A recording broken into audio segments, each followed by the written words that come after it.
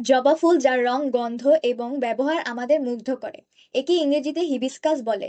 এটি শুধু দেখতে সুন্দর নয়, এর রয়েছে নানান বৈচিত্র্যময় দিক। চলুন জানি এই ফুলের বিস্ময়কর গল্প। জবা গাছ সাধারণত গ্রীষ্মমণ্ডলীয় অঞ্চলে জন্মায়। এটি অনেক বৈচিত্র্য রঙের হয়ে থাকে। লাল, সাদা, গোলাপি, হলুদ এবং আরো অনেক।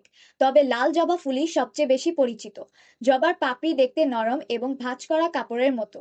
ফুলের কেন্দ্রে একটি লম্বা পরাগদণ্ড থাকে, যা ফুলটিকে আরো আকর্ষণীয় করে তোলে। জবা শুধু দেখতেই সুন্দর নয়, এটি স্বাস্থ্য এবং রূপচর্চাও দারুণ উপকারী। জবা ফুলের চা উচ্চ রক্তচাপ নিয়ন্ত্রণে সাহায্য করে। এটি ভিটামিন সি এর একটি চমৎকার উৎস, যা ইমিউন সিস্টেম শক্তিশালী করে। চুলের যত্নে জবা ফুলের পেস্ট ব্যবহার করা হয়। এটি চুলের গোড়া মজবুত করে এবং খুশকি দূর করে।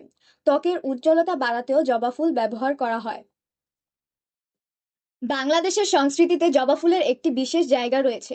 হিন্দু ধর্মাবলম্বীদের পূজা অর্চনায় লাল জবা ফুল অপরিহার্য। মন্দিরে দেবতাদের পায়ে ফুল উৎসর্গ করতে এটি ব্যবহৃত হয়। গ্রামের বাড়ির বাগানে প্রায় জবা গাছ দেখা যায়। এটি শুধু বাড়ির সৌন্দর্যই বাড়ায় না, এর পাতার পেস্ট অনেকেই চুলের যত্নে ব্যবহার করেন। শিশুরা ছোটবেলায় জবা ফুল দিয়ে মালা গাঁথে, আর গ্রামের নারীরা চুলে জবা ফুল গুজে সাজেন।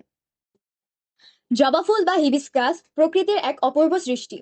এটি আমাদের জীবনকে শুধু সৌন্দর্যই দেয় না, স্বাস্থ্য এবং সংস্কৃতিতেও এর অবদান অসামান্য। তাই আসুন আমরা এই ফুলকে আরো ভালোবাসি এবং এর গুরুত্ব উপলব্ধি করি। আজ এখানেই শেষ। আল্লাহ হাফেজ, আসসালামু আলাইকুম।